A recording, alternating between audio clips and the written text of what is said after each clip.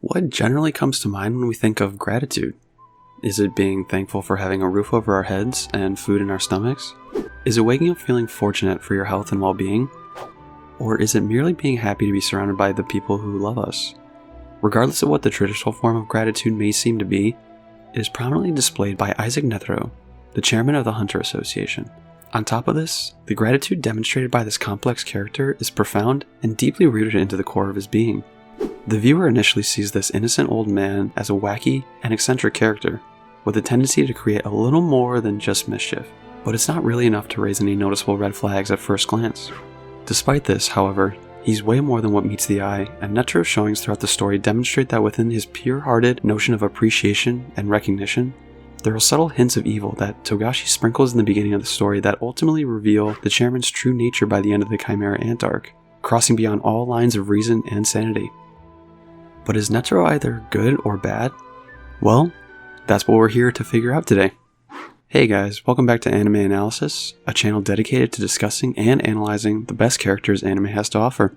Let's take a deep dive into the complex character known as Isaac Netero, and determine how this multifaceted character portrays the paradoxically opposing ideas of gratitude and evil. If you enjoy this content and want to see more Hunter x Hunter or discussion content, leave a like and comment down below. Also, make sure to subscribe as I release weekly videos covering whatever anime character interests me at the time. So without further ado, let's get into it. As mentioned and perfectly stated by a previous YouTuber that has done an in-depth analysis on Netero, Alexander, I'll leave a link to his channel below. Netero encapsulates the trajectory of the story of Hunter x Hunter to a T. The story begins as a lighthearted adventure about a boy seeking his father on this grand adventure. Netero begins the story the very same way as this goofy and jovial old man, who is clearly experienced and wise, but doesn't seem to harbor any ill feelings towards anything noteworthy. Just like how the story progressively begins to incorporate darker elements and themes, the same can be said for Netero. Take for example the events of the Hunter exam. It is apparent from the get-go that he values strength above all else and will go so far as to punish, bully, or even kill people that don't fit this criteria. This is obvious when he goads Gon and Killua into playing a ball game with him that he knows very well they have no chance of winning, even going so far as to create handicaps for himself to assert his dominance over them. What I've always found amazing about this series, and this scene in particular, is his ability to communicate such complex and mature themes using the simplest of ideas, like a game of keep away. To Netero, games of strength speak more to a person's value than anything else. To highlight this even further, when Cheadle eventually becomes the 14th chairwoman of the Hunter Association, the first phase of the 289th Hunter exam was a psychological test designed to assess analytical ability, intelligence gathering, and applied skills, which had nothing to do with one's own individual strength. He also administers tests that only the elite are able to pass and have an incredibly high chance of death, like the Millsy Wetlands or Split Mountain test. Many have pointed out that this evil nature and indifference towards death mirrors our main protagonist, Gon. If you're interested in checking out a full video analysis on Gon's characterization, I'll leave a link in the video right here.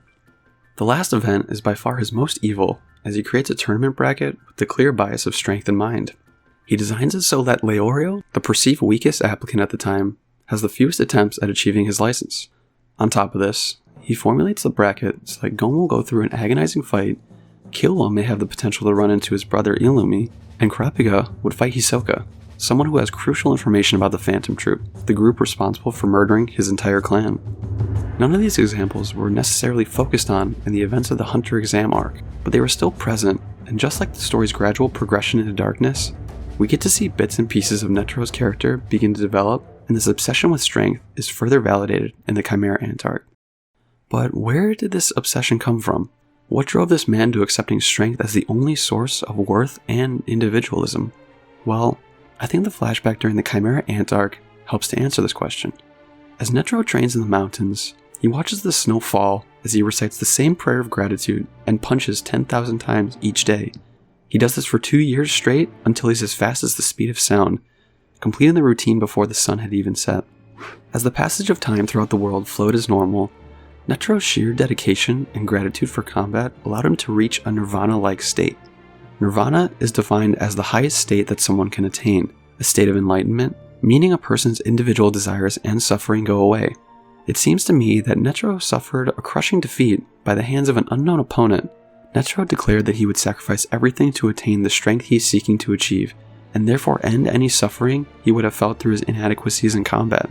These Buddhist-like themes are further explained through Netero's powers. His Nen ability, dubbed the 100-type Guanyin Bodhisattva, has a condition that it may only be summoned when Netero prays and shows his appreciation for battle and the martial arts. In Buddhist mythology, Guanyin is known as the goddess of mercy and compassion, being depicted with multiple arms so that she may help all those in need of love and healing. In Netero's fight with Meruem, we see these Buddhist ideas represented in the form of rose petals appearing behind him, as they are symbolically interwoven with Meruem to show how much the fight means to him. I believe that Netero went into this battle knowing that he'll never experience a fight like this again.